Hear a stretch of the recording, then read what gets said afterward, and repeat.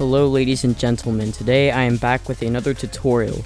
This time we will be focusing on imposing a social system of your liking upon your country. To start off, you must ask yourself, communism or socialism? To develop an answer to this question, you must fully understand the meaning of these concepts. The working definition of communism is an economic system in which the means of production is owned by the government.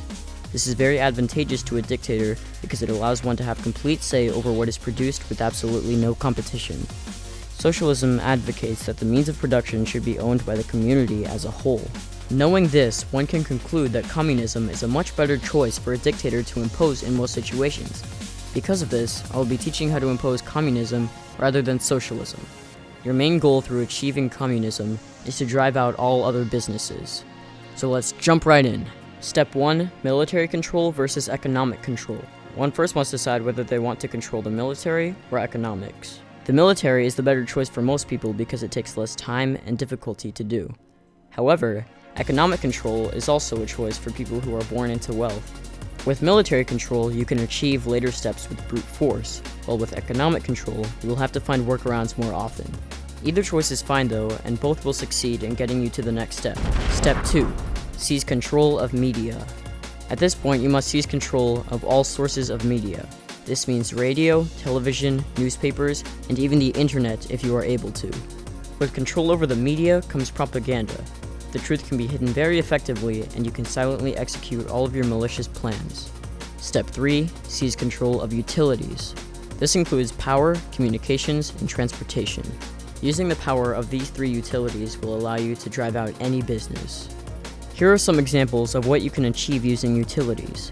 You can charge extra for power, making the cost of business impossible for your competition to afford. For communications, you can control who talks to who, which can stop plans for resistance and cut off contact with supply lines. With transportation, you can ensure the disruption of supply lines even further. Controlling these three utilities will truly allow you to ruin any business. Step 4. Use a combination of all of these powers to completely drive any remaining businesses out. Both media and utilities will ensure that you are the only one in charge. Once all competition has died out, you will have yourself a communistic social system. Now let's go over what one must do in an undeveloped country. Working in an undeveloped country will usually be much easier because it is likely that little media or business is even out there to begin with. Each step is still recommended, but the need for total control over them is less necessary. Step 1. Military control or economic control. The control of either the military or economic system will still be necessary in pushing other businesses out. However, obtaining control over one of these should be much easier to achieve. Step 2. Take advantage of the country's weak state and promise higher standards of life for those that are broken and in poverty. This is exactly what Hitler did and will easily win over most of the country. Step 3. Gain control of media/utilities. This step will go over more smoothly than in a developed country because of the smaller presence of competition. And finally, Step 4. Squish any existing businesses like bugs. Using what you know, you can eliminate the weak businesses of the country with ease. You'll have your communistic system, and maintaining it will be effortless.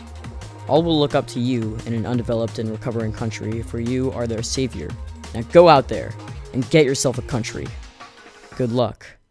Who am I kidding? You won't need luck.